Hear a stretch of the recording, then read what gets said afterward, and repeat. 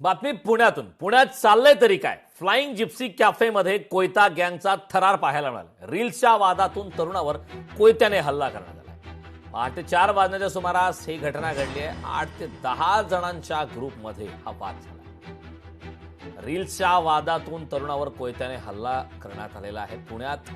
त्यामुळे चाललंय तरी काय हा प्रश्न आता पुन्हा एकदा निर्माण होतोय, कारण कोयता गँगने यापूर्वी सुद्धा अनेक वेळा पुण्यात धुमाकूळ घातला आणि पुन्हा एकदा आता फ्लाइंग जिप्सी कॅफेमध्ये कोयता गँगचा थरार पाहायला मिळालाय. रील्सच्या वादातून तरुणावरती कोयत्याने हल्ला करण्यात आला. पहाटे 4 वाजण्याच्या सुमारास ही घटना घडली आहे.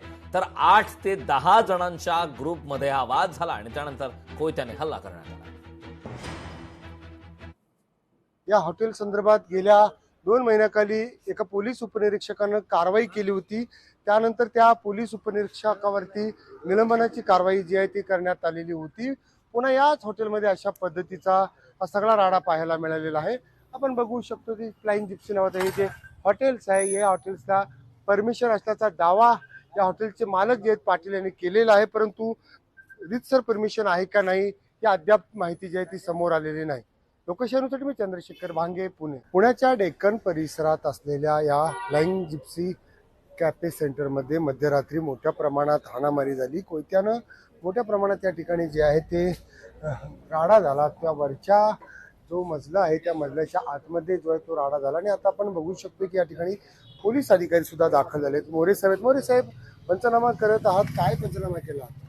चालू करतो आपण जस्ट आता आलोय, पंचनामा चालू करतो. काय नेमकं घटना झाली रात्री या ठिकाणी? आपण काय आपल्याकडे माहिती आहे याबाबत आमचे वरिष्ठ माहिती देतील. आमचा सध्या तपास चालू आहे.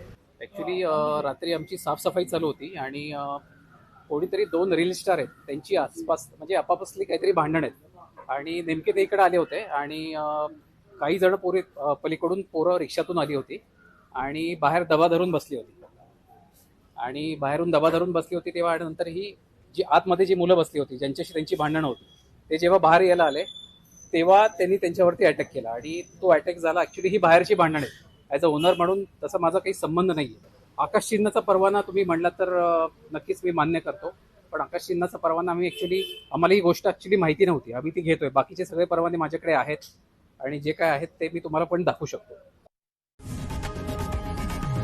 लोकशाही मराठी ऐका, पहा, जागरूक रहा.